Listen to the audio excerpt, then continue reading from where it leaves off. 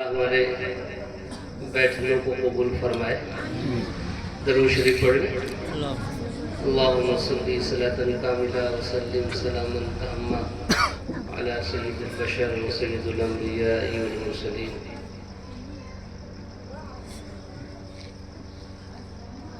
حمیدا ومصلیا اما بعد فاعوذ باللہ من الشیطان الرجیم. بسم اللہ الرحمن الرحیم.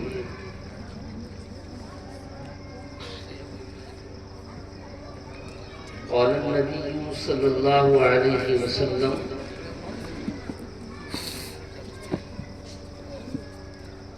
كن عالما أو متعلما أو مستمعا أو محبا ولا تكن الخامس فتهلك أو كما قال عليه الصلاة والسلام.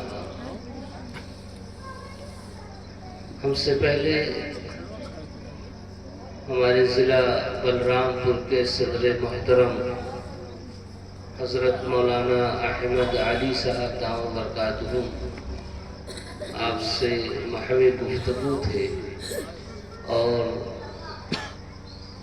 ان کی باتوں میں ہر طرح کی باتیں جو معاشرے کے لیے فائدہ مند ہوتی ہیں وہ سب آ گئے. یہ جلسہ چونکہ مدرسے کا جلسہ ہے، صبح سے طلبہ اور طالبات نے جو تعلیم حاصل کی ہے اس کا مظاہرہ آپ کے سامنے تھا. ہمیں آج کے اس ماحول میں اس مکاتب کی اہمیت کو اور اس کی افادیت کو سمجھنا پڑے گا. مولانا احمد علی صاحب نے مجھے کہا کہ عنوان ہے مدارس کی اہمیت اور اس کی افادیت. آپ کے ذہن میں بتا دیں کہ ہم جس نبی کی امت ہیں ان کو محمد مصطفیٰ صلی اللہ علیہ وسلم کہتے ہیں، اور ہمارے نبی صلی اللہ علیہ وسلم کا جو پہلا مدرسہ تھا وہ غار حرا ہے. پہلا مدرسہ اس دنیا میں غار حرا. پڑھنے والے ہم سب کے آقا سرکار دو عالم صلی اللہ علیہ وسلم، اور پڑھ کر سنانے والے پڑھانے والے حضرت جبرائیل علیہ السلام. پڑھانے والے نے پڑھایا اقرا بسم ربک، پڑھنے والے نے پڑھا اور پڑھ کر غار حرا سے قوم کی طرف امت کی طرف آئے. امت میں جن لوگوں نے اس مکتب اور اس مدرسے کی اہمیت کو سمجھا ان لوگوں نے اس پیغام پر لبیک کہا. میں آپ کو بتا دوں ہماری مائیں اور بہنیں بھی پردے کے درمیان ہیں. خوش نصیب ہیں یہ عورتیں، اللہ ان کے مقام کو اور بلند فرمائے. اسلام اور اسلام کے پہلے مدرس یا معلم کی گفتگو جو اس دنیا میں ہوئی وہ سب سے پہلے سننے والی ایک عورت ہیں جن کا نام ہے حضرت خدیجۃ الکبریٰ رضی اللہ تعالی عنہا. اللہ کے رسول پڑھ کر اور اللہ کے پیغام کو لے کر جب غار حرا سے گھر کی طرف آئے، قرآن کہہ رہا ہے کہ کپ کپی تاری تھی، بدن لرز رہا تھا، کانپ رہا تھا. کپ کپی زبان سے وہ کہہ رہے ہیں زملونی زملونی، مجھے کمبل اڑھا دو، مجھے کمبل اڑھا دو. وہ سب سے پہلے عورتوں میں حضرت خدیجہ الکبریٰ رضی اللہ تعالی عنہا تھی. جو نبوت کے چہرے کو دیکھ رہی تھی اور نبی کے نبوت والے چہرے کا دیدار کر رہی تھی، اور اس وقت جو معلم نے پڑھایا تھا اور جو معلم بن کر آیا تھا اور قوم کو جو پڑھانا چاہ رہا تھا، وہ پہلی زبان ہمارے عورتوں میں وہ مقام حاصل ہے، سیدنا حضرت خدیجہ الکبریٰ رضی اللہ عنہا۔ میں ذہن یہ دینا چاہتا ہوں، اگر اس مکتب کی، اس مدرسے کی اہمیت کو حضرت خدیجہ الکبریٰ رضی اللہ تعالی عنہا نے سمجھا اور اپنی پوری زندگی اللہ کے رسول پہ قربان کر دی، اپنا مال، اپنی پوری جائیداد اللہ کے رسول پہ قربان کر دیا، اگر وہ اہمیت آج کی ہماری عورتیں سمجھ لیں کہ مکتب اور مدرسے کی کیا اہمیت ہے، تو مدرسہ کامیاب ہو جائے گا، مکتب کامیاب ہو جائے گا۔ میں آپ لوگوں سے بہت کم، میں اپنی ماں اور بہنوں سے مخاطب ہوں، اگر میری آواز پہنچ رہی ہو۔ اب تو مردوں میں تو اہمیت بتلانا اور سمجھانا کوئی مسئلہ نہیں ہے، اگر اس بات کو عورتیں سمجھ جائیں کہ مکاتب میں ہم بچوں کو بھیجیں گے، کتنی اہمیت ہے اس کی اور کتنی افادیت ہے، تو یقین مانیے یہ امت جاہل نہیں رہ جائے گی، یہ امت ان پڑھ نہیں رہ جائے گی، اس امت کے اندر ارتداد نہیں پھیل سکتا۔ حضرت علامہ اقبال صاحب رحمت اللہ علیہ حضرت اسپین گئے، تو اسپین میں ایک مسجد ہے، مسجد قرطبہ، نام سنے آپ نے؟ مسجد قرطبہ اس وقت کی سب سے بڑی مسجد مسلمانوں کی۔ حضرت وہاں گئے تو اسپین عیسائیوں کے قبضے میں تھا، مسجد قرطبہ عیسائیوں کے قبضے میں تھی، اور وہاں چرچ بنے ہوئے تھے۔ حضرت نے مسجد کھلوائی، 2 رکعت نماز پڑھی، نماز پڑھ کر ہندوستان واپس آئے۔ ہندوستان واپس آ کر پورے مسلمانوں کو، پوری امت کو یہ باور کرایا کہ خدا کے واسطے علماء کی قدر کرو، جب تک یہ علماء اپنے مشن میں لگے رہیں گے ہندوستان کو اسپین بننے نہیں دیں گے۔ اس بات کو سمجھیں، اگر مکاتب کا سلسلہ ٹوٹا، ہمارے رشتے مکاتب سے ٹوٹے، ہمارے تعلق مدارس سے ٹوٹے، تو امت کی حفاظت کرنے والے اب کوئی اور ذریعہ نہیں ہے۔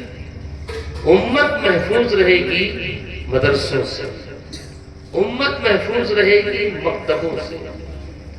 آپ اپنے بچے کو ڈاکٹر بنائیے، ہم نہیں منع کرتے، انجینئر بنائیے، فلاسفی بنائیے، ہم نہیں منع کرتے، لیکن یاد رکھیں خون کے آنسو آپ روئیں گے جب آپ کا بچہ بے ایمان ہو کر دنیا سے جائے گا۔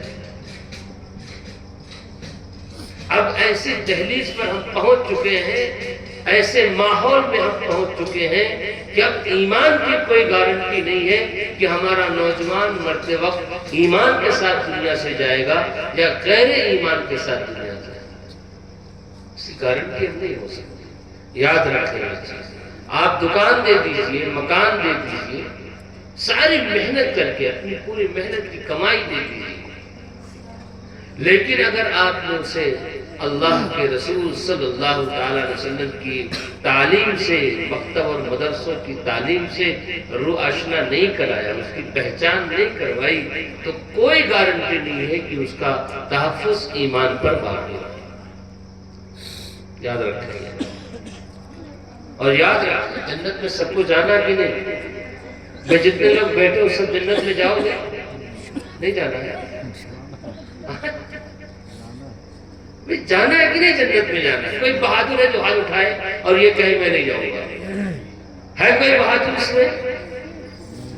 کسی کی جرات نہیں ہو سکتی، کسی کی ہمت نہیں ہو سکتی کہ ہاتھ اٹھا دے اور کہہ دے کہ میں جنت میں نہیں جاؤں گا۔ اگر یہ کہہ دوں کہ جنت میں کون جائے گا تو سب ہاتھ اٹھا دیں۔ جب سب کی تمنا جنت میں جانے کی ہے تو کیا آپ نہیں چاہتے کہ آپ کا بیٹا جنت میں جائے، آپ کا بھائی جنت میں جائے، آپ کا پڑوسی جنت میں جائے؟ کیا یہ نہیں چاہتے ہیں؟ آپ گھر سے آتے ہیں نماز پڑھنے کے لیے، آپ کا جوان بیٹا گھر میں بیٹھا رہتا ہے۔ یہ صورتحال ہے، میں روز دیکھتا ہوں۔ ہم نماز پڑھنے کے لیے مسجد میں آتے ہیں، ہمارا 18 سال کا بیٹا جوان روڈ پہ مرڈر گشتی کرتا ہے، ہمیں توفیق نہیں ہوتی کہنے کی کہ بیٹا مسجد آ جائے۔ اگر باپ کہتا بھی ہے تو بیٹا مانتا نہیں ہے، کیوں؟ اس کو ماحول نہیں دیا گیا، اسے وہ تعلیم نہیں دی گئی، اسے پہچان اللہ اور اس کے رسول کی نہیں کروائی گئی، اسے اللہ اور اس کے رسول کے دہلیز تک لانے والی تعلیم ہی نہیں دی گئی، تو اب کیسے آئے گا؟ اب تو کہتے ہیں مرزا بڑا نالائق ہو گیا ہے، کہتے نہیں کہتے؟ اس لیے میرے بھائی، اس چھوٹے چھوٹے مکاتب، چھوٹے چھوٹے مدارس جو ہم علماء کی برکتوں سے، محنتوں سے چلتا ہے، اس کی قدر کرنی چاہیے، اس کی قدر کرنی چاہیے۔ اگر اس کی قدر ہمارے دلوں میں رہی اور اس کی اہمیت ہمارے دلوں میں رہی تو یاد رکھیں قیامت تک یہ دین باقی رہے گا، اللہ کے رسول کی چاہت اور اس کی محبت باقی رہے گی۔ آج ہم جس رات میں بیٹھے ہیں، اس رات کو شب برات کہتے ہیں، کہتے ہیں۔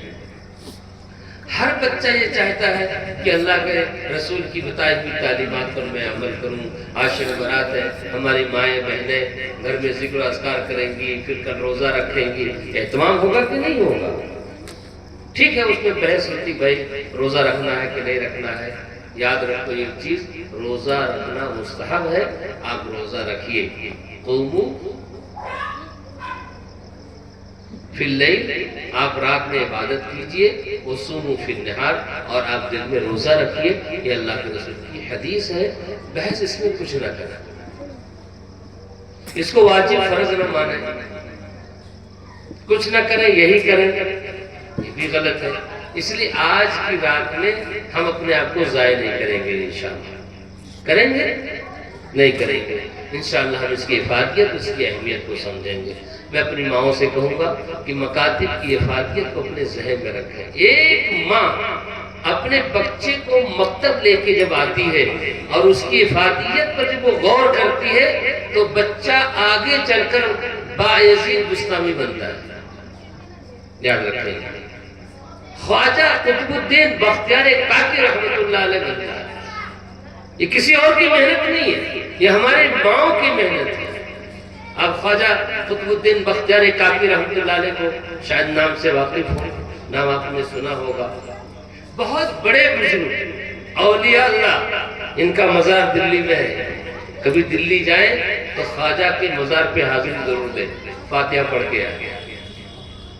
خواجہ قطب الدین بختیار کاکی رحمت اللہ علیہ مغلیہ زمانے کے اتنے بڑے بزرگ، اتنے بڑے عالم تھے کہ ان کا ڈنکا دلی سے لے کر سہارنپور، کاندھلہ، دیوبند کے علاقوں میں بجتا تھا، پوری شہرت تھی، لوگ جوک در جوک، جماعت در جماعت ان کے پاس علم حاصل کے لیے پہنچتے تھے۔ اتنے بڑے ولی اللہ تھے، کیسے بنے؟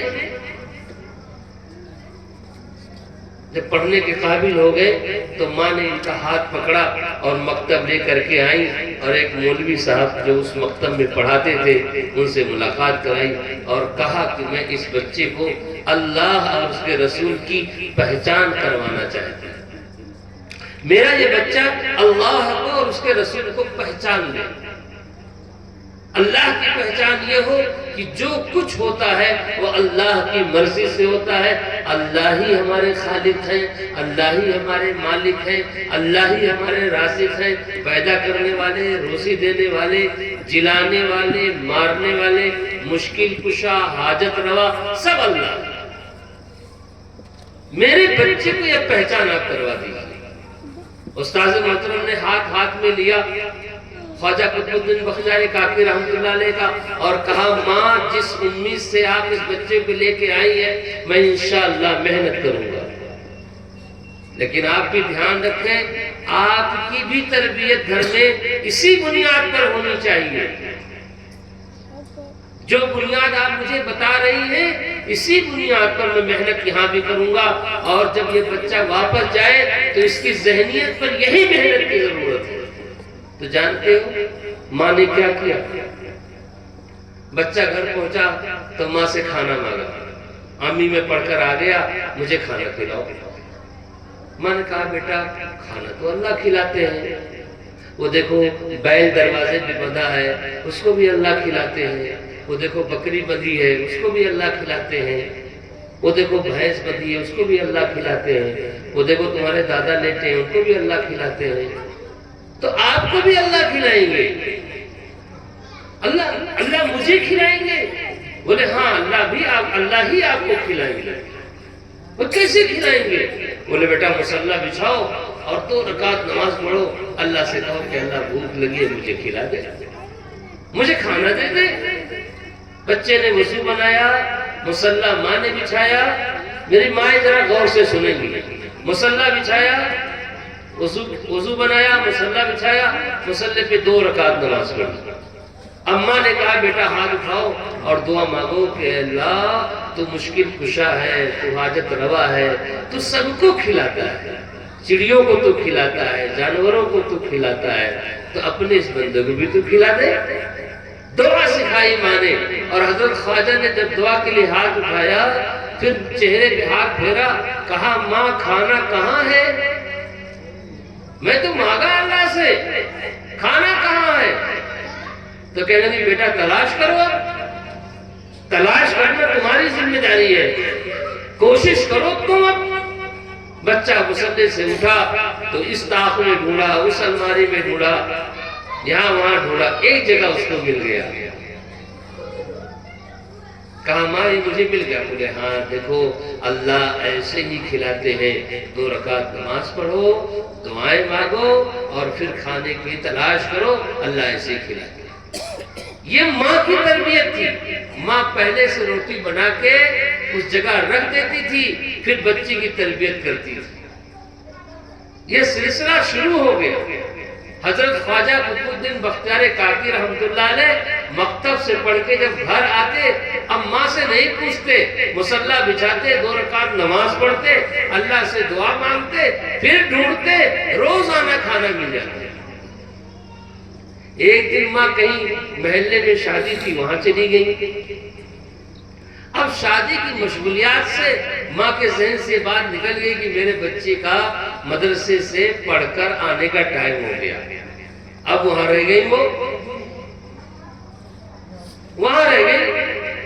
حضرت خواجہ قطب الدین بختیار کاکی رحمت اللہ علیہ عادت کے مطابق آئے، مصلی بچھایا اور ہاتھ دعا کے لیے اٹھایا، دعا مانگی اور کھانا تلاش کیا، کھانا مل گیا، کھائے اور سو گئے۔ اب ماں کو خیال آیا، ماں وہاں سے بھاگی آئی اور آ کر دیکھا تو بچہ سو رہا ہے۔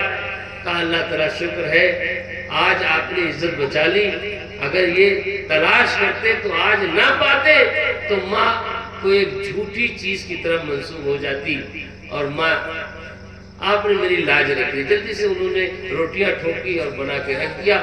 پھر خواجہ کو جگایا کہ خواجہ قطب الدین اٹھو، نماز پڑھو، اللہ سے کھانے مانگو۔ کہا ماں میں نے تو وہ کر لیا، آپ نہیں تھی، میں آیا اپنے معمول کے مطابق میں نے کیا، وہ میں نے مانگا اللہ سے، مجھے اللہ نے دیا، میں ڈھونڈا اور مجھے ملا۔ لیکن ماں آج کی جو روٹی تھی اور روز کی روٹی میں آج فرق تھا، جو لذت ان روٹیوں میں تھی اس سے کہیں گنا زیادہ لذت ان روٹیوں میں تھی جو آج مجھے ملی۔ میری ماں ان مزاج بناؤ بچوں کا، اللہ سے تعلق پیدا کرنے کا درس دو بچوں کو، سکھاؤ کہ تمہارے اللہ کیا کر سکتے ہیں اور تمہارے اللہ کرتے کیا کیا، اللہ دیتے ہیں۔ اور پھر وہ مزاج بنا خواجہ قطب الدین بختیار کاکی رحمۃ اللہ علیہ کا، تو ہندوستان کے سب سے بڑے ولی اللہ بن کر اسی سرزمین پر گزر کے چلے گئے، گزر کے چلے گئے۔ ان کے مرنے کا واقعہ بتا دوں، اللہ کرے دلی جاؤ تو ان کے مزار پہ فاتحہ ضرور پڑھو. میں تو جب جاتا ہوں تو ضرور حاضری دیتا ہوں. خواجہ قطب الدین بختیار کاکڑ رحمۃ اللہ علیہ کا انتقال ہو گیا.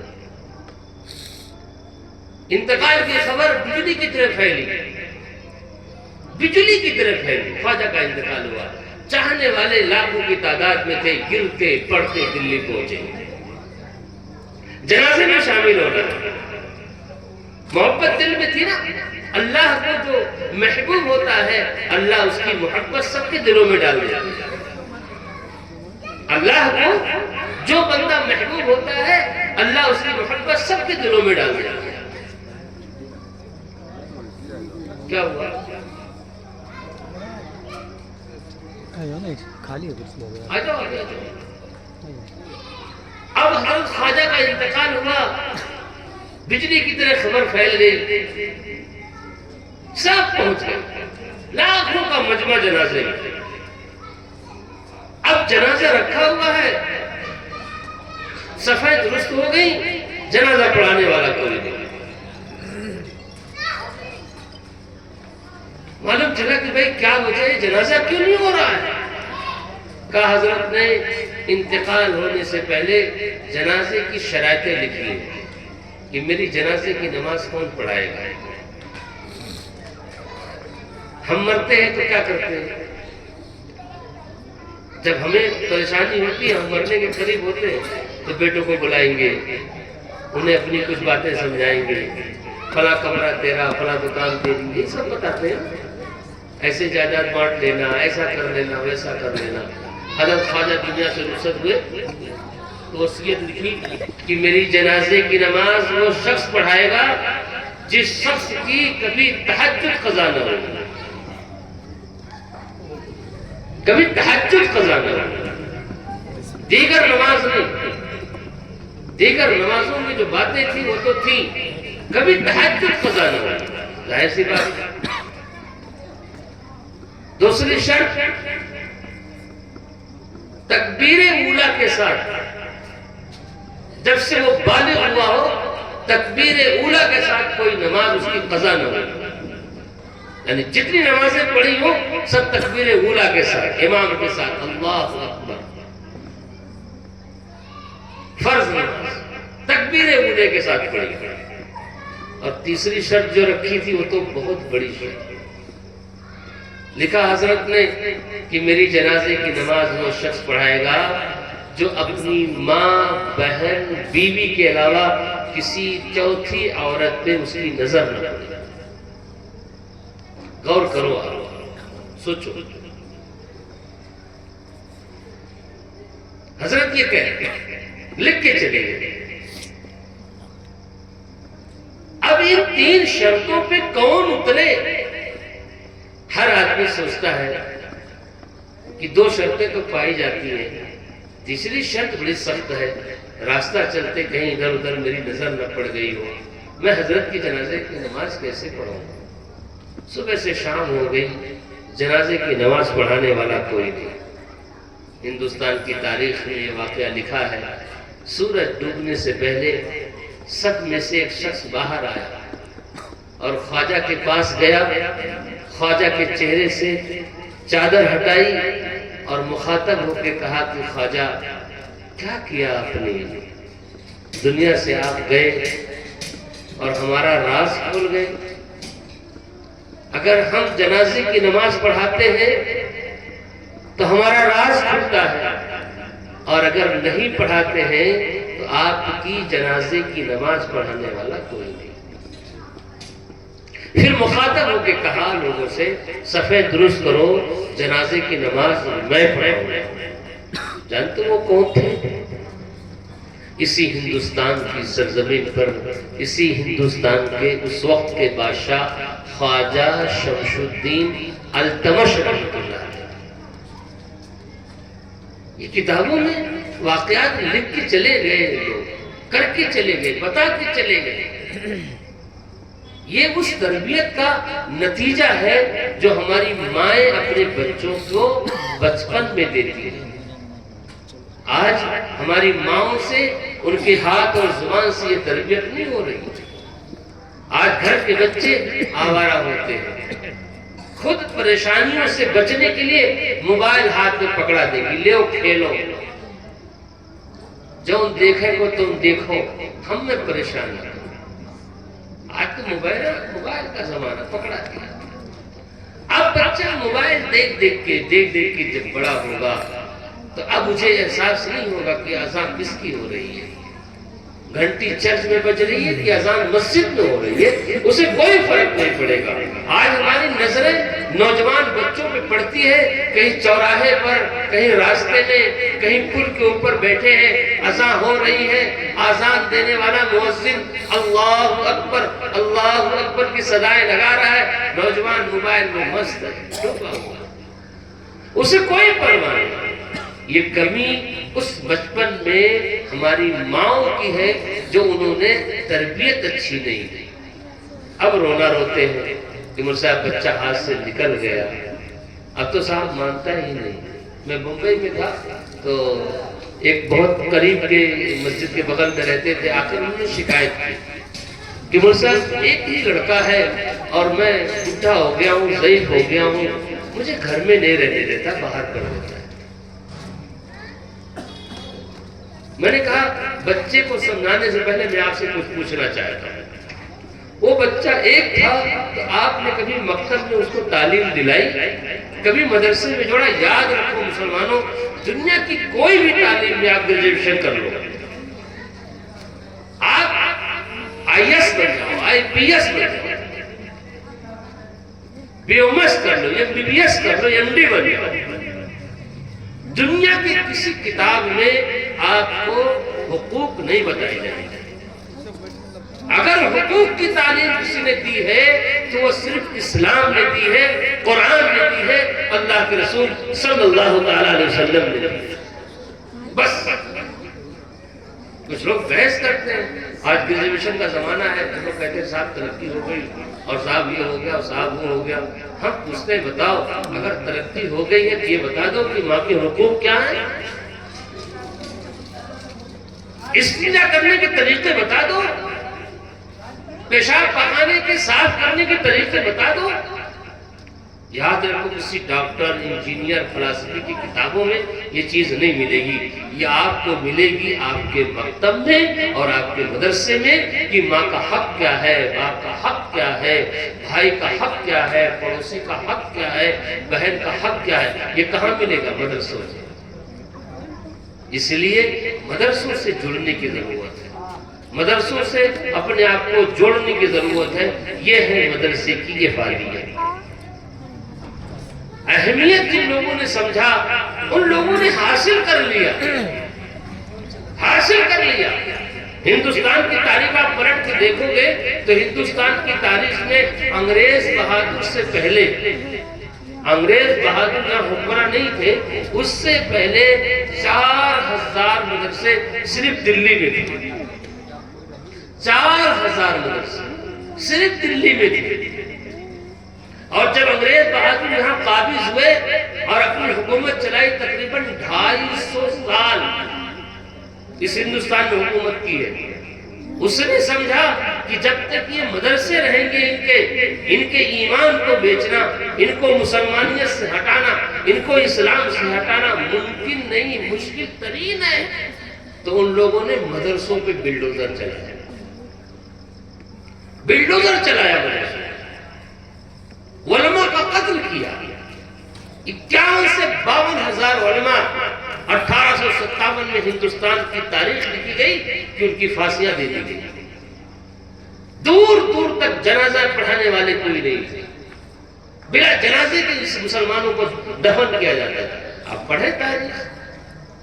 پھر ہمارے بزرگوں نے، اللہ جزائے خیر دے، ہمارے دارالعلوم دیوبند کے اکابرین، جن لوگوں نے دارالعلوم دیوبند کی بنیاد رکھ کر کے اور پھر پورے ہندوستان کا دورہ کر کے گاؤں گاؤں، قریہ قریہ، دیہات دیہات جا کر، شہر شہر جا کر مدرسوں کی بنیاد رکھی اور دعا مانگی اللہ سے کہ اے اللہ یہ ہم مدرسے بنا رہے ہیں، مٹیوں کے مدرسے، مٹیاں کھود کھود کر دیوار اٹھائی جاتی تھی اور چھپر اس پر رکھ کر کے تعلیم شروع کی جاتی تھی، اور پھر ہمارے اکابرین دعا کرتے تھے کہ اللہ نبی کی وراثت ہم نے اس چہر دیوالی میں دفن کر دی ہے، نبی کی وراثت ہم نے اس چہر دیوالی میں دفن کر دی ہے۔ جب ہمارے قوم کے نوجوان باشعور ہوں گے تو ان چہر دیوالیوں میں آئیں گے اور نبی کی وراثت حاصل کریں گے۔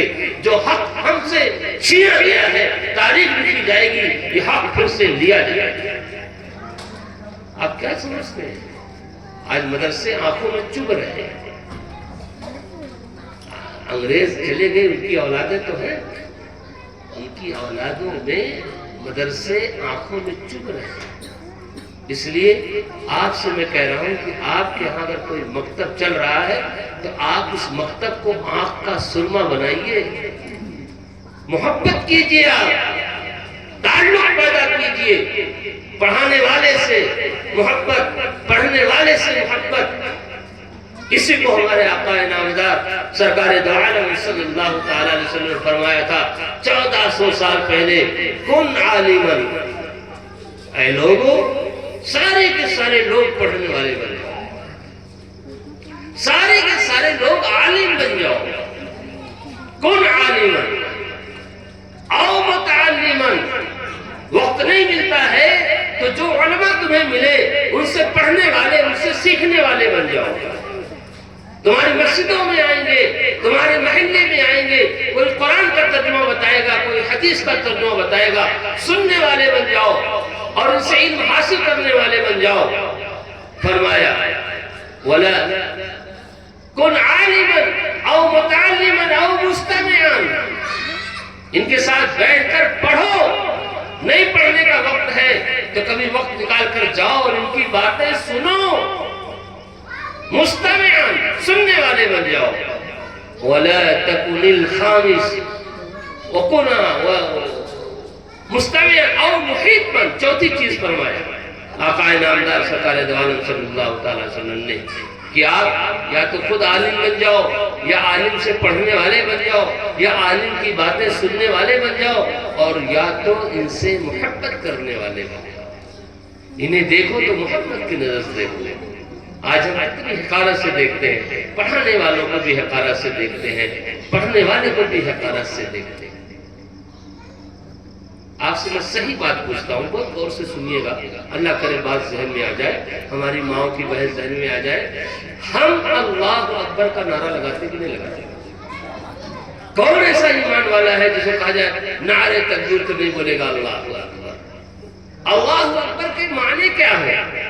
اللہ سب سے بڑے ہیں، اللہ سب سے بڑے ہیں۔ ناک ہم اللہ کے سامنے رگڑتے ہیں، سجدے اللہ کا کرتے ہیں، رکوع اللہ کا کرتے ہیں، اللہ کے نام سے ہم چلتے ہیں، اٹھتے ہیں، بیٹھتے ہیں، اور اللہ اللہ مشکل میں، اللہ اللہ جو ہے خوشی میں، ہر جگہ پکارنے کی کوشش کرتے ہیں۔ لیکن جب وہی اللہ کا کلام کوئی بچہ حافظ بن کر آتا ہے یا حفظ کرتا ہے تو ہم اس کو حقارت سے دیکھتے ہیں۔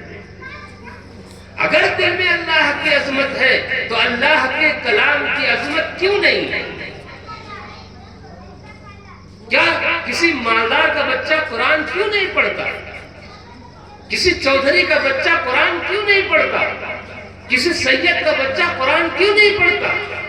کوئی لکھپتی کروڑ پتی ہیں اب ان کے بچے قرآن نہیں پڑھیں گے، یہ امتیاز کیوں؟ اگر اللہ تمہارا مہربان ہے، اگر اللہ تمہارا خالق و مالک ہے اور ہم اس کو دل سے مانتے ہیں تو اس کے کلام کو ہمارا بچہ کیوں نہیں پڑھے گا؟ ہم کیوں نہیں حافظ بنے گا؟ جب پڑھانے کی بات آتی ہے تو میاں صاحب کا بچہ پڑھے گا، تو انصاری صاحب کا بچہ پڑھے گا، وہ تو منیار صاحب کا بچہ پڑھے گا، قرآن غریب کا بچہ پڑھے گا، ڈاکٹر امیر کا بچہ پڑھے گا۔ یاد رکھو یہ تمیز، یہ جو ہم نے پیمانہ بنا رکھا ہے، یہی وجہ ہے اللہ کی طرف سے ذلت، یہی وجہ ہے کہ آج ہم ذلیل ہے، آج ہم خوار ہے، کیا نہیں ہے ہمارے پاس، پھر بھی ہمارا کوئی اثر نہیں، ہم بے اثر ہو گئے۔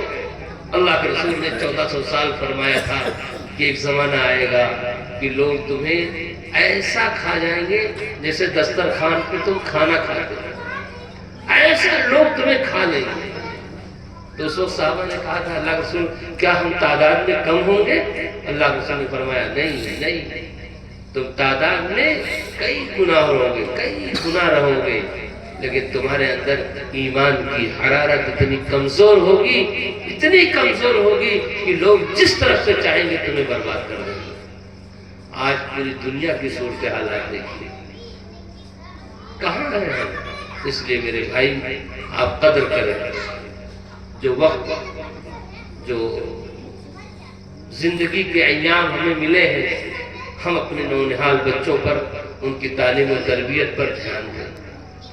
میں اپنی ماؤں سے کہوں گا کہ میاں کو فرصت نہیں ملتی کمانے سے، وہ بمبئی کماتے ہیں، گجرات کماتے ہیں، آپ کو فرصت ہے، گھر میں آپ رہتی ہیں، تو تعلیم اور تربیت کی ذمہ داری آپ کی ہے۔ خدا کے واسطے گھر میں موبائل کا ماحول نہ بنائیں، ناچ اور گانے کا ماحول نہ بنائیں، بچوں کو لوریاں کلمے کی سنائیں، بزرگوں کے واقعات سنائیں، صحابہ کے واقعات سنائیں، مزاج بنائیں بچے کا، بچہ دینی مزاج کے ساتھ مسجد میں آئے گا، مکتب میں آئے گا، پڑھ کر جائے گا تو آپ کو ایک گلاس پانی دے گا، مر جائیں گی تو آپ کی قبر پر فاتحہ پڑھ دے گا۔ نہیں تو یاد رکھو زمانہ گزر جاتا ہے، قبر پر اب کوئی فاتحہ پڑھنے والا نہیں۔ اب تو 500 1000 روپے لے کے جاؤ کسی مدرسے میں، مولوی صاحب ہمارے ابا کے نام تجھے قرآن پڑھوائے جائے، ہوتا کہ نہیں؟ مولوی صاحب ہمارے اماں کے نام قرآن پڑھا دو۔ ارے ایسی اولادیں کاہے کو پیدا کیے ہوئے؟ کیا مدرسے والوں نے ٹھیکہ لے رکھا ہے آپ کے بچے، آپ کے والدین کے قرآن پڑھنے کا؟ کوئی بے معنی رسم چیز ہے یہ، کوئی حقیقت نہیں ہے۔ اللہ ثواب اور نہیں دیتے، یقین مانیے آپ اس پر۔ آپ اپنی اولادوں کو پڑھائیے، آپ کی اولاد دل سے پڑھے گی۔ ایک ساتھ دعا کرانے آ گیا، کیا ہوا؟ بلسا ہمارا لڑکا جو ہے اس کی آنکھ میں درد ہو گیا، ایسا لگتا کہ اچھا اس کی پھٹ جائے گی۔ میں نے کہا آپ ان کی والدہ ہیں؟ کہنے لگی ہاں۔ میں نے کہا آپ دعا کرو، آپ اپنے بچے کو دل سے دعا کرو گے، جب بات نکلے گی دل سے نکلے گی۔ کہیں کسی مولوی کے پاس دعا کرانے کے لیے آ گیا، ٹھیک ہے جاؤ میں دعا کر دیتا ہوں، لیکن تم جو دعا مانگو گے اپنی اولاد کے لیے وہ دل سے مانگو گے، دل سے۔ آج ہم نے دعا کرانے کا ایک وہ رسم بنا لیا، اپنے لیے دعائیں مانگو، اپنی اولادوں کے لیے دعائیں مانگو، اپنے کاروبار کے لیے خود مانگو، خود مانگو اللہ سے۔ اللہ کہتے ہیں اللہ سب کو بندے ہیں، اللہ کے بندے سبھی ہیں۔ ایک عجیب واقعہ میں سنا دوں آپ کو۔ ہماری دکان، ہماری بستی کے سامنے ایک صاحب کی دکان تھی کپڑے کی، تھوڑا سا ہٹ کے بمبئی میں، تو چلے آئے وہ ایک دن، کہنے لگے مولانا صاحب دعا کر دیجیے۔ کیا ہوا؟ بولے دکان ہماری چلتی تھی اب بند ہو گئی، تو کوئی گراہک ہی نہیں آتا۔ کیا ہو گیا؟ بولے وہ فلاں صاحب سے ہم نے کہا تھا، وہاں گئے تھے تو انہوں نے کہا کہ تمہاری دکان میں بندش ہے۔ دیکھیے بہت غور سے سنیے گا، کہنے لگے تمہاری دکان میں بندش ہے۔ کیا بندش کا مطلب؟ بولے گراہکوں کو باندھ دیا گیا، کوئی گراہک نہ ہے، کوئی کپڑا خریدے نہ ہے، اسے بندش لگا دیا گیا۔ میں نے کہا بات پوری ہو گئی؟ میں نے کہا، انہوں نے کہا ہاں بات پوری ہو گئی۔ میں نے کہا چلیے میں علاج کرتا ہوں، لیکن سب سے پہلے میں آپ کا ذہن ٹھیک کر دوں، میں دعا کروں گا، لیکن یاد رکھیں آپ جس اللہ کو مانتے ہو وہ اللہ رزاق ہے کہ نہیں؟ کہنے کہ رزاق ہے۔ میں نے کہا روزی اس کے ہاتھ میں ہے؟ بولے ہاں اس کے ہاتھ میں ہے۔ میں نے کہا جس کو چاہے گا دے گا، جس کو چاہے گا نہیں دے گا۔ یہ بندش کا کیا مطلب ہے؟ یعنی اللہ دینا چاہتا ہے اور بندے نے اس کو باندھ دیا ہے۔ اللہ گراہک بھیجنا چاہتا ہے، بندے نے اس کو باندھ دیا ہے۔ یہ ذہن کاہے کو خراب کر رہے ہو؟ کیا بندے کی طاقت اللہ کی طاقت سے بڑھ گئی ہے؟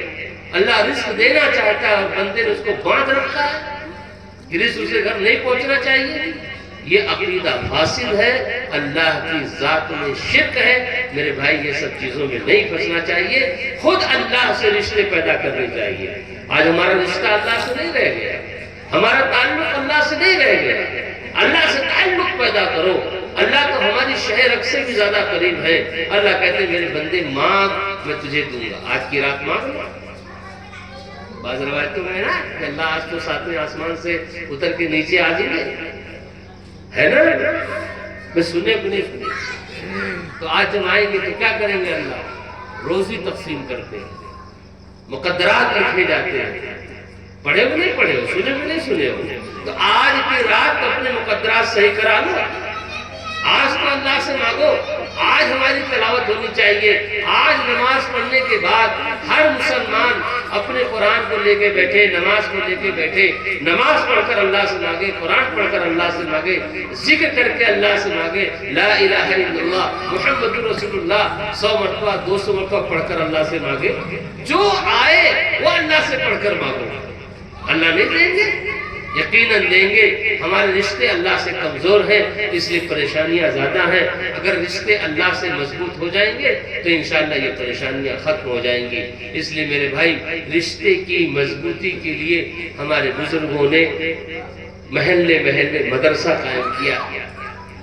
جو بڑے ہیں ان کے لیے چلتا پھرتا مدرسہ. ایک چلتا پھرتا مدرسہ ہے نا ہمارے یہاں, جو چلتا رہتا ہے.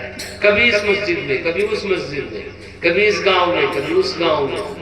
وہ اللہ والے ہوتے نا, جماعت کی شکل میں نکلتے ہیں اور پھر ٹڈیوں میں ہاتھ لگاتے ہیں, پیار سے سمجھاتے ہیں کہ بھائی زندگی گزر گئی, اب 40 کے 50 سال ہو گئے, اب تو آ جاؤ, اب تو اللہ اللہ کر لو, اب تو نماز پڑھ لو, اب تو داڑھی رکھ لو, اب تو اللہ اللہ کرنے لگو. کہتے کہ نہیں کہتے؟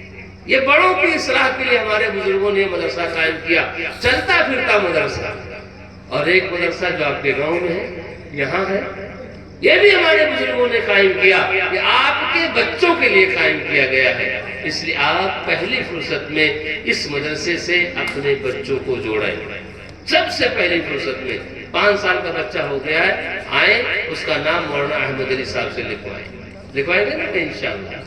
سب جوڑو اس مدرسے سے اپنے آپ کو. اور جب بچہ پڑھ کر یہاں سے نکلے تو پھر اسے حافظ بناؤ, پھر اسے عالم بناؤ. کہتے ہیں حافظ بن کے آئے گا تو قرآن کی وہ ڈگری رہے گی, اس ڈگری کے برابر کچھ نہیں رہے گا. یہ کچھ ہوتا ہے اس کے برابر؟ آج ہم لوگ ڈاکٹر کی ڈگری, انجینئر کی ڈگری, IAS کی ڈگری, IPS کی ڈگری کی بڑی اہمیت دیتے ہیں, اور یہ قبر تک نہیں جائے گا. یاد رکھو یہ بات. یہ ساری ڈگریاں, سارے ہنر, یہ سارے چیز, سارے علوم یہ قبر تک نہیں جائیں گے.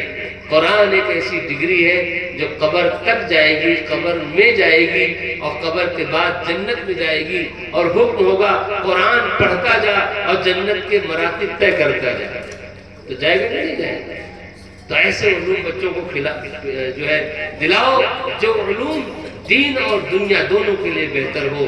اور میرے بھائی, اگر دین سے رابطہ ٹوٹا, دین سے رشتے ٹوٹے, تو ذلت ہمارے دروازے پر ہے. ذلت ہمارے دروازے پر ہے. دیکھو غور سے سمجھو اس بات کو.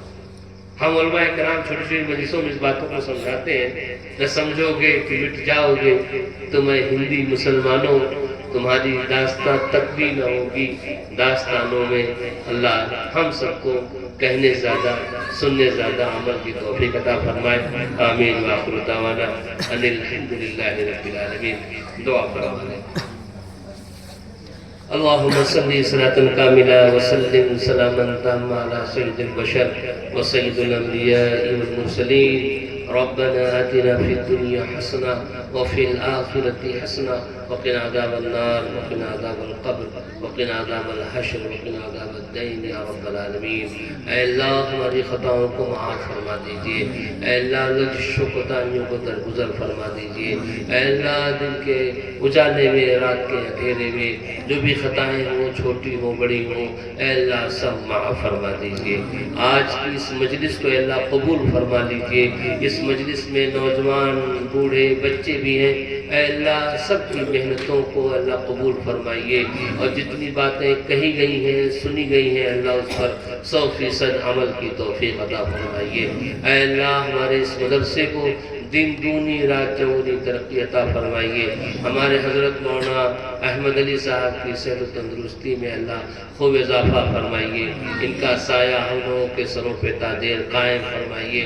اے اللہ نبی پاک صلی اللہ تعالی وسلم کی ایک ایک بات پر عمل کرنے والا بنا دیجئے، ایک ایک طریقے پر چلنے والا بنا دیجئے، ایک ایک سنت پہ عمل کرنے والا بنا دیجئے۔ اے اللہ ہماری مسجدوں کو آباد فرمائیے، اے اللہ ہمارے گھروں میں دین کی دعوت کو عام فرمائیے، اے اللہ ہم سب کو نمازی بنا دیجئے، اے اللہ ہماری عورتوں کو بھی نمازی بنا دے، اے اللہ گھر میں نماز قائم فرما دیجئے، مسجدوں میں نماز قائم فرما دیجئے، اے اللہ پورے محلے میں سب کو دین کا داعی اور صوم و صلاۃ کا پابند بنا دیجئے۔ اے الہ العالمین نبی پاک صلی اللہ تعالی علیہ وسلم نے جتنی دعائیں خیر کی لائن سے مانگی ہیں، اے اللہ اس میں ہم سب کا حصہ نصیب فرمائیے، اور جن سے پناہ مانگے اللہ ہم سب کی حفاظت فرمائیے۔ اے اللہ ہماری دعا کو اپنے فضل و کرم سے اور نبی پاک صلی اللہ تعالی علیہ وسلم کے صدقہ طفیل میں قبول فرمائیے۔ سبحان ربک رب العزت عما یصفون وسلام علی المرسلین والحمد للہ رب العالمین۔